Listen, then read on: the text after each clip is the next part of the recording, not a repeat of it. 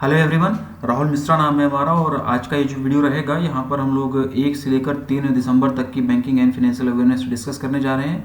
हालांकि थोड़ा सा मैं लेट चल रहा हूँ, लेकिन कोई बात नहीं, मैं कोशिश करूँगा कि एग्जाम से पहले आप लोगों को सारे के सारे वीडियोस जो हैं प्रोवाइड करा दिए जाएँ। ठीक है, नवंबर हमने कंप्लीट किया हुआ था, दिसंबर का लगभग कंटेंट रेडी है, लेकिन रिकॉर्डिंग करने का टाइम नहीं मिल पा रहा है, तो इसीलिए बहुत ज़्यादा लंबे लंबे वीडियोज़ हम लोग रिकॉर्ड नहीं कर रहे हैं। छोटे छोटे वीडियो में जितने की आधे घंटे में रिकॉर्डिंग हो जाए, वही सारी चीज़ें हम लोग यहाँ पर स्टार्ट किए हुए हैं। तो आज का ये जो वीडियो रहेगा 1 से लेकर 3 दिसंबर तक की हम लोग यहाँ पर banking and financial awareness discuss करेंगे आने वाले टाइम पर। ऐसे 3 से 7 है, इस तरीके से जिस तरीके से भी होगा, मतलब 2-2 3-3 दिन की वीडियोज़ लेकर यहाँ पर हम लोग डिस्कस करेंगे और कोशिश करेंगे कि एग्जाम से पहले IBPS PO का जो एग्जाम्स है उसके पहले जो है दिसंबर हम लोग कंप्लीट करा दें। और जनवरी का जो है हम लोग जनवरी 2022 हम लोग पैरेलली लेकर चलेंगे, उसका पेंडिंग नहीं रहेगा, लेकिन दिसंबर को हम लोग बीच बीच में ऐसे करते रहेंगे। ठीक है, तो पहला क्वेश्चन जो है आज हमारे स्क्रीन पर है दिसंबर का, और इसमें देखो क्या बोला गया है। In order to offer agri loan to underserved and unserved rural customers of India which bank has signed a co-lending agreement with Agriwise Finserv limited. ठीक है, और इसमें इसका हिंदी में मतलब हो जाएगा कि भारत के कम सेवा वाले और असेवित ग्रामीण इलाकों को कृषि ऋण की पेशकश करने के लिए किस बैंक ने एग्रीवाइज फिनसर्व लिमिटेड के साथ में सह ऋण समझौते पर हस्ताक्षर किए हैं, ये इसमें पूछा गया। ठीक है, तो इसका हिंदी में मतलब हो गया और ऑप्शंस आप लोगों के सामने दिए गए हैं। तो इसका जो आंसर हो जाएगा, इसका आंसर हो जाएगा सेंट्रल बैंक ऑफ इंडिया। ये कौन सा ऑप्शन है? Option number D.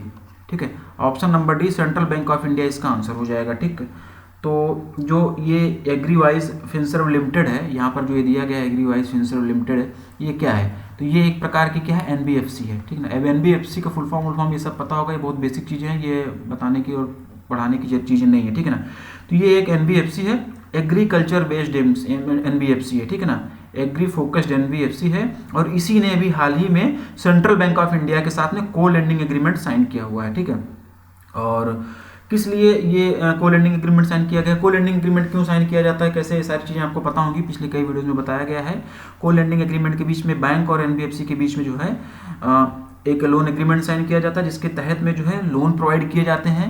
अब कहाँ पर प्रोवाइड किए जाना है, ये चीज़ें एग्री का जो एग्रीमेंट साइन होता है उसमें मेंशन किया जाता है कि MSMEs के लिए को लेंडिंग है या एग्रीकल्चर के लिए है, जिसके लिए।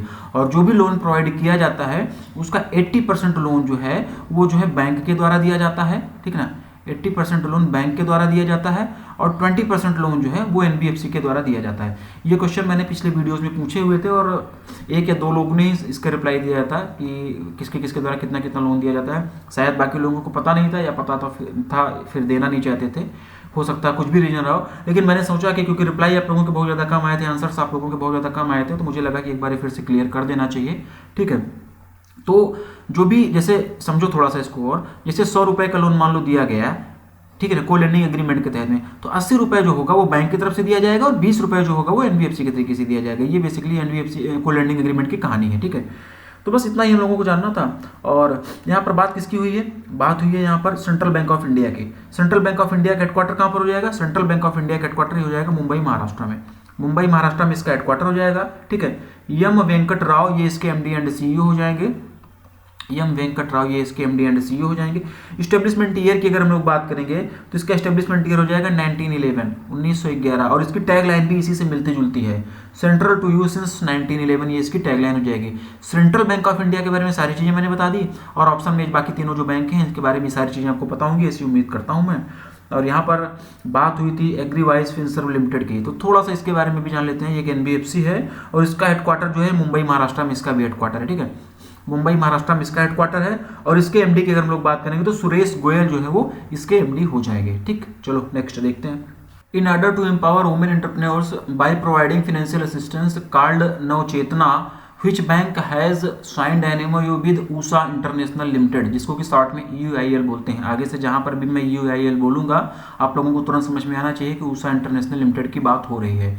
नवचेतना नामक वित्तीय सहायता प्रदान करके महिला उद्यमियों को सशक्त बनाने के लिए किस बैंक ने ऊषा इंटरनेशनल लिमिटेड के साथ में एक समझौता ज्ञापन पर हस्ताक्षर किया है? इस क्वेश्चन का हिंदी में मतलब, और इसका जो आंसर होगा State Bank of India, option number C. Option number C, State Bank of India, option number C इसका आंसर हो जाएगा। ठीक है, स्टेट बैंक ऑफ इंडिया और ऊषा इंटरनेशनल UIL ने एक एमओयू साइन किया हुआ है। क्यों साइन किया गया है एमओयू? नवचेतना नामक वित्तीय सहायता प्रदान करके महिला उद्यमियों को सशक्त बनाने के लिए। ये नवचेतना कीवर्ड्स है, ये टैग मतलब इसको पकड़ना, यहाँ से क्वेश्चन बन सकता है। जहाँ पर भी नवचेतना की बात है तुरंत आपके दिमाग में आना चाहिए कि स्टेट बैंक ऑफ इंडिया और उषा इंटरनेशनल लिमिटेड के बीच में एमओयू साइन किया गया है। तो ये नवचेतना भी आप लोग याद रखना, ठीक है। और बस इसके तहत में महिलाओं को वित्तीय सहायता प्रदान करके जो भी वुमेन एंटरप्रेन्योर्स हैं उनको फाइनेंशियली स्ट्रांग बनाया जाएगा, ठीक है। उषा इंटरनेशनल ने उषा सिलाई स्कूल नाम से एक स्कूल भी खोला हुआ है। ये जो उषा इंटरनेशनल लिमिटेड है, उषा की आप लोग जानते होंगे, जो लोग गाँव से बिलोंग करते हैं, जिसके घर में सिलाई उलाई, जिसकी मम्मी या बहनें वहनें जो भी करती हैं, उषा की सिलाई मशीन आती है, बहुत ज़्यादा फेमस है ये, ठीक है ना। तो उषा इंटरनेशनल उसी की बात हो रही है, उसी सिलाई मशीन वाली कंपनी उषा की बात हो रही है। उषा इंटरनेशनल ने उषा सिलाई स्कूल नाम से एक स्कूल खोला हुआ है, ठीक है। और एसबीआई की वे सभी ब्रांचेज जो कि दिल्ली एनसीआर, उत्तराखंड, हरियाणा में हैं, ये सभी ब्रांचेज इस स्कूल के माध्यम से वुमेन एंटरप्रेन्योर्स को सिलाई मशीन खरीदने के लिए फाइनेंशियल सपोर्ट प्रोवाइड करेंगी। ये जो नवचेतना की बात हुई थी, यही सारी चीज़ें हैं यहाँ पर, ठीक है। तो ये इससे रिलेटेड कुछ और बातें थी जो आप लोगों को बताई जानी जरूरी थी, और उम्मीद करता हूँ कि क्वेश्चन आप लोगों को बेहतर तरीके से समझ में आ भी गया होगा। अब स्टेट बैंक ऑफ इंडिया की बात हो रही, हालांकि इसका हेडक्वार्टर वगैरह आप लोगों को पता होगा, लेकिन फिर भी मैं जल्दी रिवाइज कर देता हूँ। जैसा कि मैंने रूल बनाया हुआ है कि हर क्वेश्चन में जो भी बैंक आंसर होगी उसका हेडक्वार्टर, टैगलाइन, एमडीएसयू बताते हुए चलेंगे, बाकी और आप लोगों से पूछा जाता है। तो स्टेट बैंक ऑफ इंडिया की बात हो रही है, दिनेश कुमार खरा इसके चेयरमैन हो जाएंगे। एमडी एंड सीईओ इसके हेडक्वार्टर की अगर हम लोग बात करेंगे तो मुंबई महाराष्ट्र में इसका हेडक्वार्टर हो जाएगा।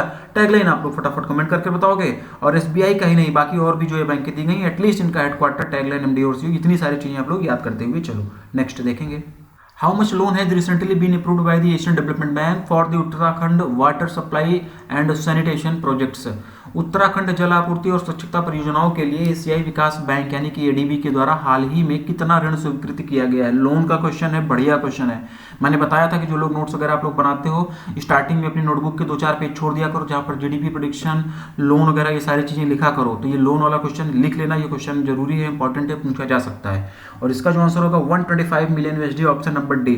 ये क्वेश्चन मैंने जो है अपने यूट्यूब के कम्युनिटी टैब में पूछा हुआ था, और श्वेतांजलि रावत और बीए बैंकर नाम से 2 स्टूडेंट हैं जिन्होंने इसका सही आंसर दिया हुआ था। बाकी किसी लोगों ने आंसर देने की कोशिश भी नहीं की। मुझे नहीं पता कि पता नहीं है या पढ़ाया नहीं गया, इस वजह से नहीं आंसर दिए। लेकिन जो भी क्विज वगैरह, जो भी क्वेश्चन वगैरह पूछे जाते हैं उसमें आप लोग अग्रेसिवली पार्टिसिपेट किया करो। ये कहीं ना कहीं आपके लिए बेनिफिशियल रहेगा। इस तरीके की हैबिट डेवलप करो कि कोई भी क्वेश्चन पूछा जा रहा है अगर बैंकिंग एंड फाइनेंशियल अवेयरनेस का, तो वो आपको पता होना चाहिए। क्यों नहीं पता है ये रीजन पता करो उसको। इस तरीके से जब आप क्विज में पार्टिसिपेट करेंगे, उसके आंसर्स वगैरह देंगे, तो कहीं ना कहीं आपका कॉन्फिडेंस भी बूस्टअप होगा और एग्जाम के लिए आप जो है दुगने कॉन्फिडेंस के साथ आप लोग एग्जाम हॉल में जा पाएंगे, ठीक है। तो इस तरीके से जो भी क्वेश्चंस पूछे जाते हैं उसका आंसर देने की आप लोग कोशिश किया करो। 125 million USD, option number D इसका आंसर होगा, ठीक है ना। 125 मिलियन यूएसडी की अगर हम लोग आईएनआर में इसकी बात करें तो ये भी हम लोग जान लेते हैं, क्योंकि कई बार क्वेश्चन दूसरे तरीके से फ्रेम करते हैं और आईएनआर में हमको वैल्यू नहीं पता रहती तो हम आंसर गलत कर देते हैं ना। तो ये भी हम लोग जान लेते हैं। 938, ठीक है ना, 938 करोड़ रुपए, 938 करोड़ रुपीज, ये इसकी वैल्यू आईएनआर में हो जाएगी, ठीक है ना। और ये डॉलर में है, यूएसडी की में इसकी वैल्यू है 125 मिलियन, ठीक। और इस प्रोजेक्ट के तहत में होगा क्या, तो इस प्रोजेक्ट के तहत जो है साउथ देहरादून में, जो कि उत्तराखंड में ही है, ठीक है ना, साउथ देहरादून में 136 किलोमीटर लंबा, 136 किलोमीटर लंबा वाटर पाइप सिस्टम डेवलप किया जाएगा, ठीक है। सीवर सिस्टम को भी डेवलप किया जाएगा देहरादून के अंदर ही, ठीक है ना। प्रोजेक्ट के बारे में बहुत ज़्यादा जानने की जरूरत नहीं कि Uttarakhand water supply and sanitation projects में क्या होगा, ये इससे मतलब नहीं है हमको। बस इस 125 मिलियन लोन अमाउंट से मतलब है और किसके द्वारा ये लोन दिया गया, एशियन डेवलपमेंट बैंक के द्वारा। बस इन दोनों चीज़ों से मतलब है, यही हमारे एग्जाम में आने वाले हैं। एग्जाम ओरिएंटेड चीज़ें पढ़ेंगे, अननेसेसरी फालतू की बकवास इधर उधर दूसरे पीडीएफ की तरीके से, दूसरे कोचिंग इंस्टीट्यूट के तरीके से, दूसरे टीचर्स की तरीके से नहीं पढ़ेंगे। जो चीज़ें एग्जाम में ओरिएंटेड है, एग्जाम ओरिएंटेड वही सारी चीज़ें पढ़ेंगे। वैसे तो पूरा खजाना भरा पड़ा हुआ, कितना भी पढ़ लो आप बैंकिंग एंड फाइनेंशियल खत्म ही नहीं होगा, कितना भी करंट अफेयर्स पढ़ लो खत्म ही नहीं होगा। लेकिन जो एग्जाम पॉइंट ऑफ व्यू से इंपॉर्टेंट होते हैं वो सारी चीज़ें हम लोग उठाते हैं, वही सारी चीज़ें आप लोगों को पढ़ाई जाती हैं। अगर आप लोग चैनल पर लगातार बने हुए हैं तो 1-2 साल से बने हुए तो आपको पता भी होगा कि क्वेश्चन जो पूछे जा रहे हैं चैनल में, जितनी चीज़ें आप लोगों को पढ़ाई जा रही हैं उसमें से 80 से 90% क्वेश्चन आप लोगों को पढ़ाए हुए ही मिल रहे हैं बैंकिंग एंड फाइनेंशियल वाले पार्ट में, ठीक है। तो थोड़ा सा आप लोग इस तरीके से सीरियसली थॉरोली सारी चीज़ों को पढ़ो, याद करो। एशियन डेवलपमेंट बैंक की बात हुई तो जितनी देर में राम कहानी बता रहा था इतनी देर में आप लोगों के दिमाग में ये सारी चीज़ें आनी चाहिए थी कि एशियन डेवलपमेंट बैंक का हेडक्वार्टर कहाँ पर, इसके प्रेसिडेंट कौन है, ठीक है ना, कितने मेंबर्स हैं यहाँ पर, ये सारी चीज़ें आपके दिमाग में फटाफट आ जानी चाहिए। इस तरीके से आप लोग अपना एटीट्यूड डेवलप करो। कहीं पर कुछ भी है, कब, कहाँ, क्यों, कैसे, कैसे, ये सारी चीज़ें आपके दिमाग में चलती रहनी चाहिए। कुछ भी नया है तुरंत उसको ग्रैब करो कि कैसे ये होगा, एशियन डेवलपमेंट बैंक आ गया, इसका हेडक्वार्टर कहाँ पर होगा, वर्ल्ड बैंक आ गया, इसका हेडक्वार्टर कहाँ पर होगा, ठीक है। इस तरीके से चीज़ें करोगे तो कम टाइम में ज़्यादा से ज़्यादा जल्दी चीज़ें तैयार हो जाएंगी और दिमाग में बैठेंगी भी, याद भी रहेंगी, बार बार रट्टा मारने की जरूरत नहीं होगी। एशियन डेवलपमेंट बैंक का हेडक्वार्टर मनीला फिलीपींस में है। इसके हेडक्वार्टर में कई बार लोगों को दिक्कत होती है, कोई लोग बोलते हैं मंडालयांग में है, मनीला में है, तो आप लोग इसके एशियन डेवलपमेंट बैंक के ऑफिसर साइट पर जाएंगे तो तीनों चीज़ें दी गई हैं, आसपास में नियरेस्ट सिटी है, तो ये तीनों चीज़ें वहाँ पर दी गई हैं। ऑप्शन देखकर आप लोग क्लिक कर लेना, मनीला फिलीपींस मंडालयांग भी इसका आंसर है, ठीक है ना। मनीला मेट्रो मंडालयांग फिलीपींस में इसका हेडक्वार्टर हो जाएगा। प्रेसिडेंट की अगर हम लोग बात करेंगे तो मसात्सुगु असाकावा ये इसके प्रेसिडेंट हो जाएंगे, ठीक है ना। मसात्सुगु असाकावा ये इसके प्रेसिडेंट हो जाएंगे। नेक्स्ट देखेंगे, as per the recent estimation of the India Ratings and Research, what will be the India's GDP in financial year 22? India ratings and research के हालिया अनुमान के अनुसार वित्त वर्ष 2022 में भारत की जीडीपी क्या होगी, इस पे पूछा गया। सीधे सीधे वन लाइनर क्वेश्चन है, 9.4% ऑप्शन नंबर ए इसका आंसर होगा।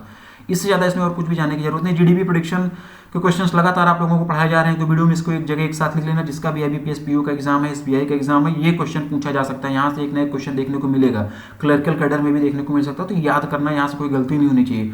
और जब तक अभी आप लोगों के आईबीपीएस के एग्जाम्स होंगे तब तक मुझे नहीं लग रहा है कि जीडीपी प्रेडिक्शन में कोई ना कोई चेंजेस आने वाला है। तो ये फाइनल चल रहा है, इसको आप लोग लिख लेना, नोट डाउन कर लेना, याद कर लेना, ठीक है ना। मैंने बताया कि नोटबुक के स्टार्टिंग के 2-4 पेज आप लोग इस तरीके से रखा करो जहाँ पर आप लोग ये सारी चीज़ें लिख सको। यहाँ पर किसकी और बात हुई है, यहाँ पर बात हुई इंडिया रेटिंग्स एंड रिसर्च की, जिसको शॉर्ट में हम लोग INDRA बोलते हैं। तो अगर इसकी बात हुई तो इसके हेडक्वार्टर वगैरह के बारे में भी हम लोग थोड़ा सा जान लेते हैं। तो इसका हेडक्वार्टर कहाँ पर है, मुंबई महाराष्ट्र में इसका हेडक्वार्टर है। और रोहित करण सावनी ये इसके MD एंड CEO हो जाएंगे इंडिया रेटिंग्स के, ठीक है। नेक्स्ट देखेंगे, Which bank is going to become the promoter of Open Network for Digital Commerce ONDC Limited by investing in 9.5% of stake, ठीक है। कौन सा बैंक 9.5% की हिस्सेदारी का निवेश करके open network for digital commerce ONDC limited का प्रमोटर बनने जा रहा है। इसमें बस कुल मिलाकर यही पूछा गया है। आसान कर देते हैं क्वेश्चन को थोड़ा सा, कि कौन सा बैंक जो है वो ONDC का प्रमोटर बनने जा रहा है। तो इसका जो आंसर हो जाएगा Punjab National Bank, option number B. Option number B Punjab National Bank इसका आंसर हो जाएगा, ठीक है। 10% से कम के एक्विजिशन के लिए किसी भी रेगुलेटरी अप्रूवल की जरूरत नहीं होती है, इसीलिए पंजाब नेशनल बैंक ने ONDC में 9.5% का जो स्टेक है वही परचेज किया है, उतने ही इन्वेस्ट किया है, जिससे कि किसी भी प्रकार की रेगुलेटरी अप्रूवल की जरूरत ना पड़े, ठीक ना। ये टेक्निकल चीज़ है, ये टेक्निकल चीज़ है, इसको आप लोग ध्यान रखना, लिख लेना। स्केल 3 या फिर जो और दूसरे प्रमोशनल एग्जाम वाले लोग होते हैं, जो भी और बैंक के प्रमोशनल एग्जाम देते हैं, स्केल 3 के एग्जाम देते हैं, उनके लिए इंपॉर्टेंट है। ये क्वेश्चन पूछा जा सकता है कि कितने प्रतिशत से अधिक या कितने प्रतिशत तक एक्विजिशन के लिए किसी भी संस्था को या बैंक को जो है किसी भी रेगुलेटरी बॉडी से अप्रूवल लेने की जरूरत होती है, तो वो होता है 10%, ठीक है ना। 10% से अधिक अगर आपको एक्विजिशन करना है तब तो आपको किसी भी रेगुलेटरी बॉडी से अप्रूवल लेने की ज़रूरत है। लेकिन अगर आप लोग जो है कोई भी बैंक किसी भी दूसरी कंपनी में, किसी भी दूसरे ऑर्गेनाइजेशन में 10% से कम का एक्विजिशन करती है तो उसे किसी भी प्रकार के रेगुलेटरी अप्रूवल की ज़रूरत नहीं होती। इसीलिए पंजाब नेशनल बैंक ने इसने 9.5% का स्टेक जो है एक्वायर किया हुआ है, ठीक है। तो इसका जो आंसर हो जाएगा Punjab National Bank, option number B. Technical चीज़ें जो आपको बताएंगे स्केल 3 वालों के लिए और जो प्रमोशनल एग्जाम देते हैं, आप लोग इसको नोट डाउन करना, लिखना, ठीक है ना। और ONDC की यहाँ पर बात हुई है, यानी कि open network for digital commerce. तो क्या है ये, तो ये एक इंफ्रास्ट्रक्चर डेवलपमेंट कंपनी है, बस इतना जान लो, इसके बारे में और कुछ ज़्यादा जानने की जरूरत नहीं। PNB और ONDC, ठीक ना, ये याद रखो, इन दो, ये जो है इसका प्रमोटर बनने जा रहा है। कितने स्टेक के साथ में, परचेज करने के बाद में, इन्वेस्ट करने के बाद में, 9.5% स्टेक इन्वेस्ट करने के बाद में। बात यहाँ पर PNB की हुई है, PNB इसका हेडक्वार्टर है, PNB इसका आंसर है। तो PNB अगर इसका आंसर है तो इसके हेडक्वार्टर वगैरह के बारे में हम लोग जानेंगे। नई दिल्ली, न्यू दिल्ली में इसका हेडक्वार्टर हो जाएगा। MD एंड CEO की अगर हम लोग बात करेंगे तो SS मल्लिकार्जुन राव इसके MD एंड CEO हो जाएंगे। टैगलाइन की अगर हम लोग बात करेंगे तो the name you can bank upon, ये इसकी टैगलाइन हो जाएगी। PNB के बारे में मैंने बता दिया, BOB, SBI और बैंक ऑफ इंडिया के बारे में सारी चीज़ें आपको पता होंगी, ऐसी मैं उम्मीद करता हूँ। Next, Which bank has recently launched India's first standalone metal debit card या फिर black card named first private infinite in partnership visa?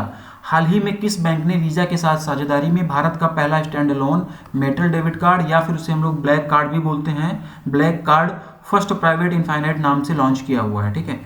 तो ये नाम तो पहले आप लोग याद रखना, फर्स्ट प्राइवेट इनफाइनाइट, पहली चीज़ तो ये आप लोग याद रखना, फर्स्ट प्राइवेट इनफाइनाइट। इसको मेटल डेबिट कार्ड या फिर ब्लैक कार्ड भी बोलते हैं, ये दोनों चीज़ें याद रखना, इन दोनों में कुछ भी पूछा जा सकता है, तो यहाँ पर भी कंफ्यूजन नहीं होनी चाहिए। अब इसके आंसर पर हम लोग आ जाते हैं, तो इसका जो आंसर हो जाएगा फर्स्ट से ही हम लोगों को जस्ट मतलब थोड़ा सा गेस कर लेना था कि IDFC फर्स्ट बैंक इसका आंसर होगा ऑप्शन नंबर डी। ये ई यहाँ पर गलत टाइप कर दिया गया है, ये ऑप्शन नंबर डी होगा, ये टाइपिंग मिस्टेक है थोड़ा सा, तो ये आप लोग देखिएगा option number D IDFC first bank इसका आंसर हो जाएगा, ठीक ना। मेटल डेबिट कार्ड या फिर ब्लैक कार्ड भी इसे बोलते हैं, वीजा के साथ पार्टनरशिप में इसे लॉन्च किया गया है, ये क्वेश्चन में बता दिया गया है, ठीक है ना। फर्स्ट प्राइवेट इनफाइनाइट नाम से लॉन्च किया गया है, ये आप लोग याद रखना, बस इतना ही हम लोगों को याद करना है। इसमें एग्जाम ओरिएंटेड चीजें हम लोग पढ़ते हुए चलेंगे, इससे ज्यादा अननेसेसरी कुछ भी चीजें पढ़ने की जरूरत नहीं। फर्स्ट प्राइवेट इनफाइनाइट जो है ये लॉन्च किया गया है, ठीक है। और यहाँ पर किसकी बात हो गई, IDFC फर्स्ट बैंक की। तो IDFC फर्स्ट बैंक का हेडक्वार्टर कहाँ पर हो जाएगा, मुंबई महाराष्ट्र में। मुंबई महाराष्ट्र में इसका हेडक्वार्टर हो जाएगा। और इसके MD एंड CEO की अगर हम लोग बात करेंगे तो वी वैद्यनाथन, ठीक है ना, वी वैद्यनाथन जो है ये इसके MD एंड CEO हो जाएंगे। IDFC फर्स्ट के बारे में मैंने बताया, बाकी ऑप्शन में और ये जो बैंक दी गई इनका हेडक्वार्टर, टैगलाइन, एटलीस्ट ये सारी चीजें आपको पता होनी चाहिए। Next, how many members advisory committee has recently been appointed by the RBI to assist the Nageshwar Rao Vai, administrator of Reliance Capital Limited RCL। Reliance capital limited RCL के प्रशासक Nageshwar Rao Y की सहायता के लिए हाल ही में RBI द्वारा कितने सदस्यों की सलाहकार समिति नियुक्त की गई है, ये इस क्वेश्चन में पूछा गया है। और इसका जो आंसर हो जाएगा 3 मेंबर्स, 3 मेंबर की सलाहकार समिति जो है RBI के द्वारा नागेश्वर राव जी के सहायता के लिए जो है नियुक्त की गई है, ठीक है। तो इस क्वेश्चन को बेहतर तरीके से समझने के लिए इसके पीछे की पूरी कहानी हम लोग जान लेते हैं, थोड़ा सा सुन लेते हैं, तो चीज़ें हमको आसानी से याद हो जाएंगी और समझ में भी आ जाएंगी, ठीक है ना। तो रिलायंस कैपिटल लिमिटेड यानी कि RCL, ये बात हो रही है किसकी, रिलायंस कैपिटल लिमिटेड की। रिलायंस कैपिटल लिमिटेड जो है ये एक NBFC है जो कि अनिल अंबानी के द्वारा संचालित की जाती है। और इस NBFC के बोर्ड ऑफ डायरेक्टर्स को अभी हाल ही में RBI ने सस्पेंड कर दिया। क्यों कर दिया, क्या कर दिया, इस पर इतना डिटेल में जाने की जरूरत नहीं है। रिलायंस कैपिटल लिमिटेड जो कि एक NBFC है, अनिल अंबानी के द्वारा संचालित की जाती है, इसके बोर्ड ऑफ डायरेक्टर्स को अभी हाल ही में RBI के द्वारा सस्पेंड कर दिया गया। और बोर्ड ऑफ डायरेक्टर को सस्पेंड कर देने के बाद में नागेश्वर राव वाई जी को इसका एडमिनिस्ट्रेटर बना दिया गया। अब ये नागेश्वर राव वाई कौन है, थोड़ा सा इनके बारे में भी जान लेते हैं तो आसान हो जाएगा। तो ये नागेश्वर राव वाई जो हैं ये बैंक ऑफ महाराष्ट्र के एक्स एग्जीक्यूटिव डायरेक्टर हैं, ठीक है ना। इनको जो है इसका जो है एडमिनिस्ट्रेटर बना दिया गया किसका, रिलायंस कैपिटल लिमिटेड का। और अब इन्हीं नागेश्वर जी की सहायता के लिए RBI ने 3 सदस्यीय एक एडवाइजरी कमेटी का भी गठन किया हुआ है, ठीक है। और इस कमेटी का जो गठन किया गया है वो RBI एक्ट 1934 के सेक्शन 45E, RBI एक्ट 1934 के सेक्शन 45 IE5A के तहत में जो है इस कमेटी का गठन किया गया है, ठीक है। जो लोग भी PDF परचेज नहीं करते हैं आप लोग इसको नोट डाउन करते हुए चलिएगा, और जो लोग परचेज करते हैं उनको ये सारा कंटेंट वहां पर लिखा हुआ मिलेगा, ठीक है ना। लेकिन आप लोग जो लोग परचेज नहीं करते तो लिख लेना, ये क्वेश्चन यहाँ से बन सकते हैं, ठीक है ना। तो कुल मिलाकर इसका आंसर हो जाएगा 3 मेंबर्स, ठीक है। और अब इस कमेटी में जो 3 बाकी के लोग हैं उसको भी हम लोग जान लेते हैं, हालांकि इतना डीप में पढ़ने की जरूरत नहीं, लेकिन पढ़ ले रहे हैं इसको यहाँ पर क्योंकि क्वेश्चन अच्छा है। ये जहाँ पर RBI की कोई इन्फॉर्मेशन होती है, RBI की न्यूज़ होती है, जहाँ पर कहीं भी जरा सा भी कोई टच RBI को होता है उसको हम लोग थोड़ा सा डीप में पढ़ लेते हैं क्योंकि वो क्वेश्चन इंपॉर्टेंट हो जाता है किसी भी बैंक एग्जाम के लिए, ठीक है ना। तो इस 3 सदस्यीय कमेटी में बाकी और कौन कौन है, तो प्रवीण P कादले जी हैं, मैं नाम नहीं लिखूंगा, PDF में आप लोगों को मिलेगा, मैं बोल रहा हूँ, आप लोग इसको नोट डाउन करना चाहो तो कर लेना। प्रवीण P काडले जी हैं जो कि टाटा कैपिटल के एक्स MD एंड CEO हैं। श्रीनिवासन जो है वरदराजन जी हैं, ये एक्स डिप्टी मैनेजिंग डायरेक्टर जो है एक्सिस बैंक के हैं। संजीव नौटियाल ये एक्स डिप्टी MD जो है SBI के हैं। ये 3 लोग जो हैं इस एडवाइजरी कमेटी में 3 सदस्य हैं और इनको जो है नागेश्वर राव वाई जी के सहायता के लिए इस कमेटी गठन की गई है, ठीक है। तो ऑप्शन नंबर C इसका आंसर हो जाएगा। Next, name the bank which has recently introduced and industry first digital and paperless trade financing solution. उस बैंक का नाम बताइए जिसने हाल ही में उद्योग का या इंडस्ट्री का पहला डिजिटल और पेपरलेस व्यापार वित्त पोषण समाधान पेश किया है। हिंदी अगर टफ लगे, हिंदी अगर कॉम्प्लिकेटेड लगे तो इंग्लिश पढ़ लिया करो, इसीलिए क्वेश्चन दोनों लैंग्वेज में दिया गया है। ये वित्त पोषण समाधान अगर समझ में आने में दिक्कत हो रही है तो इंग्लिश पढ़ लिया करो, आसानी से क्वेश्चन समझ में आ जाता है। नहीं तो क्वेश्चन ही नहीं समझ में आएगा तो आंसर क्या आप लोग याद रखोगे। तो क्वेश्चन समझना जरूरी होता है। इसका आंसर होगा DBS bank India, option number B। Option number B DBS bank India इसका आंसर हो जाएगा, ठीक है ना। और ये फाइनेंसिंग सोल्यूशन जो है लिनकॉन पॉलीमर्स प्राइवेट लिमिटेड के साथ में मिलकर बनाया गया है। प्रोसेसिंग टाइम को कम करने के लिए, व्यापार को सरल बनाने के लिए इसे इंट्रोड्यूस किया गया है और इसके माध्यम से जो EVL वगैरह होगा उसको डिजिटली वैलिडेट कर लिया जाएगा। DBS बैंक इसका आंसर हो जाएगा, DBS बैंक इंडिया। तो DBS बैंक के हेडक्वार्टर की अगर हम लोग बात करेंगे तो मुंबई महाराष्ट्र में इसका हेडक्वार्टर हो जाएगा। सुरजीत सोम जो है वो इसके MD एंड CEO हो जाएंगे DBS बैंक इंडिया के, ठीक है। नेक्स्ट देखेंगे, As per National Statistical Office (NSO) recent estimation, what will be India's GDP in Q2 of financial year 22? राष्ट्रीय सांख्यिकी कार्यालय NSO के हालिया अनुमान के अनुसार वित्त वर्ष 2022 के Q2 यानी कि द्वितीय चौथाई तिमाही में भारत की जीडीपी क्या होगी, ये इसमें पूछा गया है। ठीक है, और इसका जो आंसर हो जाएगा, इसका आंसर हो जाएगा 8.4%, ऑप्शन नंबर ए। ठीक है ना, मैं बता रहा हूँ कि जीडीपी का क्वेश्चन है, फिर से आ गया तो इसको एक जगह लिख लेना, वन लाइनर ही रहेगा लेकिन इसको लिख के याद कर लेना, क्वेश्चन यहाँ से बनेगा। ठीक है ना, एनएसओ ने अभी हाल ही में अपने कुछ डाटा रिलीज किए हुए हैं जिसके अनुसार फाइनेंशियल ईयर 2022 के Q2 में इंडिया की जीडीपी 8.4% रहने का अनुमान है। बाकी और जो भी डाटा है वो पीडीएफ में आप लोगों को अवेलेबल करा दिया जाएगा। ठीक है, तो आप लोग इसको याद करते हुए चलना, लिख लेना एक जगह, यहाँ से चीजें गलत नहीं होनी चाहिए। Next, what is the theme of the recently launched RBI annual report state finance A study of budget of 2021 to 22। ठीक है, हाल ही में लॉन्च हुई आरबीआई की वार्षिक report state finance study of budgets of 2021 to 22 का विषय क्या है? पहली चीज तो ये रिपोर्ट का नाम आप लोग याद रखना, state finance study of budget of 2021 to 22। ये रिपोर्ट जो है नाम आप लोग इसका याद रखना। ये रिपोर्ट किसके द्वारा लॉन्च की गई? आरबीआई के द्वारा लॉन्च की गई एनुअल रिपोर्ट है ये। ठीक है ना, और ये जो रिपोर्ट लॉन्च की गई इसका थीम इसमें पूछा गया है, इस क्वेश्चन में इस रिपोर्ट की थीम पूछी गई है। तो इसकी थीम हो जाएगी coping with the pandemic, a third tier dimension, option number C. Option number C इसका आंसर हो जाएगा, coping with the pandemic a third tier dimension. ठीक है ना, ऑप्शन नंबर सी इसका आंसर हो जाएगा। ठीक है, तो आरबीआई ने भी हाल ही में रिपोर्ट लॉन्च की, किस नाम से लॉन्च की ये क्वेश्चन में आप लोगों को बता दिया गया। ठीक है ना, थीम क्या थी ये पूछा गया था, ये आंसर में आप लोगों को बता दिया गया। तो ये दोनों चीजें आप लोग याद रखना है, किस नाम से रिपोर्ट लॉन्च की गई और उसकी थीम क्या थी। ठीक है ना, और इस रिपोर्ट के अनुसार स्टेट्स डेप्ट टू जीडीपी रेशियो मार्च 2022 तक 31% रहने का अनुमान है, ये डाटा याद रखना। ठीक ना, जो रिपोर्ट जारी की गई है इसके अनुसार स्टेट्स डेप्ट टू जीडीपी रेशियो मार्च 2022 तक 31% रहने का अनुमान है, जो कि टारगेटेड 20% से ज़्यादा है। टारगेटेड कितना था? 20%, लेकिन रहेगा कितना? 31%, इससे ये ज़्यादा है। ठीक ना, तो ये इंपॉर्टेंट पॉइंट है, ये आप लोग याद रखना। इस रिपोर्ट के माध्यम से सभी स्टेट्स यूनियन टेरिटरीज की कंबाइंड बजट एस्टिमेट्स को एनालाइज किया जाता है और भी काफ़ी सारी चीज़ें हैं इस रिपोर्ट में। ठीक है ना, जिसको डिटेल में हम लोग पीडीएफ में पढ़ लेंगे, यहाँ पर इतना ज़्यादा डिटेल में जाने की जरूरत नहीं। ऑप्शन नंबर सी फिलहाल इसका आंसर हो जाएगा। नेक्स्ट देखेंगे, in order to improve the operational efficiency and reliability of electricity supply, how much loan has recently been approved by the International Bank for Reconstruction and Development (IBRD) to West Bengal? बिजली आपूर्ति की परिचालन दक्षता और विश्वसनीयता में सुधार के लिए हाल ही में international bank for reconstruction and development (IBRD) द्वारा पश्चिम बंगाल को कितना ऋण स्वीकृत किया गया है, ये इसमें पूछा गया। लोन का क्वेश्चन ये भी है, तो इसको भी आप लोग एक साथ एक जगह लिख कर याद करना। ठीक है, ये चीज़ें आपको याद होनी चाहिए। तो इसका जो आंसर हो जाएगा आप लोग कमेंट करो, इसका जो आंसर हो जाएगा, इसका आंसर हो जाएगा 135 million USD, option number A. Option number A 135 million USD इसका आंसर हो जाएगा। ये लोन जो है वर्ल्ड बैंक की लैंडिंग आर्म IBRD के द्वारा दिया गया। ये जो IBRD है यानी कि international bank for reconstruction and development IBRD, ये वर्ल्ड बैंक की लैंडिंग आर्म्स है और इसी के द्वारा ये लोन जो है वेस्ट बंगाल को दिया गया है। किस लिए दिया गया है, किसे दिया गया है, ये दोनों चीजें क्वेश्चन में बता दी गई। वेस्ट बंगाल को दिया गया है, क्यों दिया गया है? To improve the operational efficiency and reliability of electricity supply, इसके लिए दिया गया। तो दोनों चीजें क्वेश्चन में ही बता दी गई हैं और ज्यादा इसको लेंदी करने की जरूरत नहीं है। बस ये लोन अमाउंट आप लोग याद रखना, ये जो 135 मिलियन USD का लोन है ये आप लोग याद रखना। ठीक है ना, और ये जो लोन दिया गया 17 साल के लिए दिया गया है, 17 ईयर्स के लिए लोन दिया गया है और साथ ही साथ में 7 साल का ग्रेस पीरियड भी इसमें दिया गया है। ठीक है ना, 7 ईयर्स का ग्रेस पीरियड भी इसमें दिया गया है। तो ऑप्शन नंबर ए इसका आंसर हो जाएगा। Which bank has listed USD 650 million green bonds at the India International Exchange India INX and the Luxembourg Stock Exchange recently? हाल ही में किस बैंक ने इंडिया इंटरनेशनल एक्सचेंज और लग्जमबर्ग स्टॉक एक्सचेंज में 650 million अमेरिकी डॉलर के ग्रीन बॉन्ड को सूचीबद्ध किया है, ये इसमें पूछा गया और इसका जो आंसर हो जाएगा state Bank of India, option number D. ठीक है, इसका आंसर हो जाएगा state Bank of India, option number D.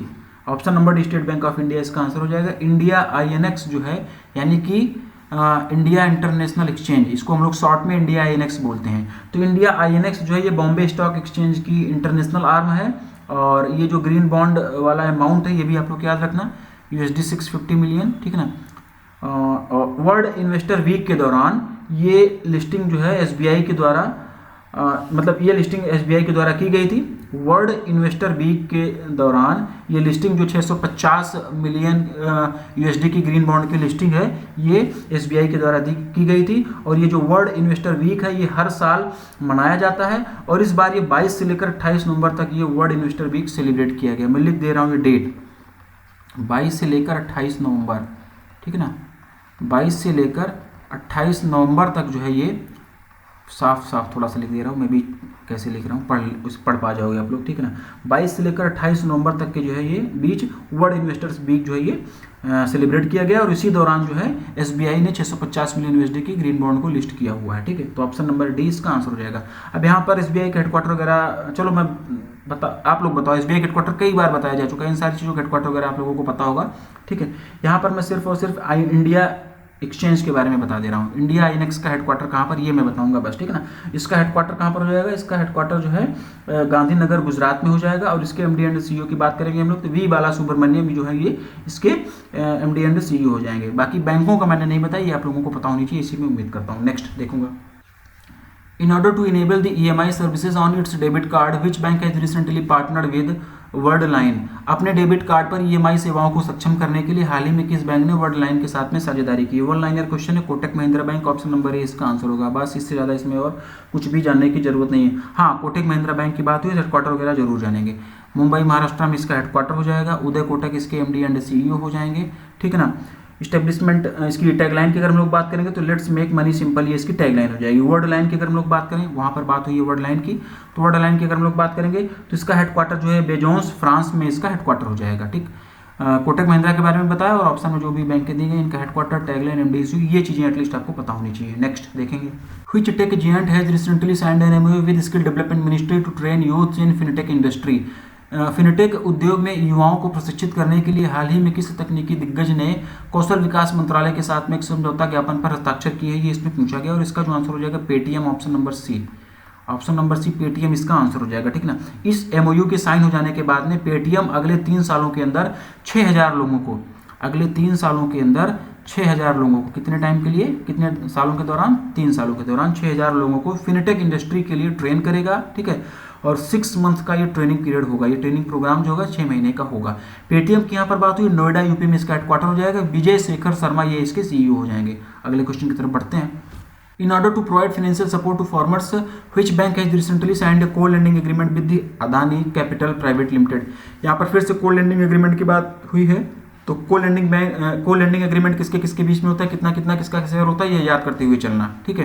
किसानों को वित्तीय सहायता प्रदान करने के लिए हाल ही में किस बैंक ने अदानी कैपिटल प्राइवेट लिमिटेड के साथ में एक सह ऋण समझौते पर हस्ताक्षर किया है? तो इसका जो आंसर होगा State Bank of India, option number B. Option number B State Bank of India इसका आंसर हो जाएगा। इस को लेंडिंग एग्रीमेंट के तहत, इस को लेंडिंग एग्रीमेंट के हो जाने के बाद में किसानों को ट्रैक्टर्स या फिर जो दूसरे और कृषि उपकरण होते हैं उनको खरीदने के लिए फाइनेंशियल सपोर्ट प्रोवाइड किया जाएगा। स्टेट बैंक ऑफ इंडिया की बात हुई है। पिछले क्वेश्चन में मैंने हेडक्वार्टर वगैरह नहीं बताया था, यहाँ पर मैं बता दे रहा हूँ, मैं बार बार रिकॉल कराता हुआ चलूंगा, लेकिन बहुत बेसिक और बहुत कॉमन चीज़ें हो गई, अब तक आप लोगों को याद हो गई होंगी। मुंबई महाराष्ट्र हेडक्वार्टर हो जाएगा इसका, ठीक है ना। दिनेश कुमार खारा चेयरपर्सन हो जाएंगे। 1 जुलाई 1955 इसका एस्टेब्लिशमेंट ईयर हो जाएगा। टैगलाइन मैं फिर से नहीं बता रहा हूँ, टैगलाइन आप लोग रिकॉल करो आप लोग, ठीक ना। और ये सिर्फ एसबीआई ही नहीं, Canara Bank, Bank of India और यूको बैंक का भी रिकॉल करते हुए चलो।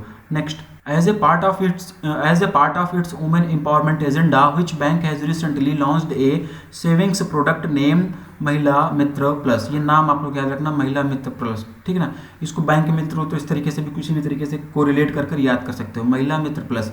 अपने महिला सशक्तिकरण एजेंडे के एक हिस्से के रूप में हाल ही में किस बैंक ने महिला मित्र प्लस नामक एक बचत उत्पाद लॉन्च किया हुआ है? तो इसका जो आंसर हो जाएगा federal bank, option number A. Option number A federal bank इसका आंसर हो जाएगा। महिला मित्र प्लस फेडरल बैंक, इस तरीके से आप लोग याद कर लेना, ठीक है ना। महिला मित्र प्लस के माध्यम से महिलाओं को हाउसिंग लोन पर ब्याज दर में अतिरिक्त छूट मिलेगी, कोई भी प्रोसेसिंग फीस नहीं लगेगी, कस्टमाइज्ड इंश्योरेंस कवर प्रोवाइड किया जाएगा। बस इतना याद करना, बहुत ज़्यादा इसमें प्लान वान के बारे में जानने की जरूरत नहीं है, बस इतना याद रखो, महिला मित्र प्लस फेडरल बैंक के द्वारा जो है ये लॉन्च किया गया है। और फेडरल बैंक यहाँ पर बात हो रही है तो इसका हेडक्वार्टर कहाँ पर हो जाएगा? इसका हेडक्वार्टर अलुवा केरला में हो जाएगा, ठीक ना।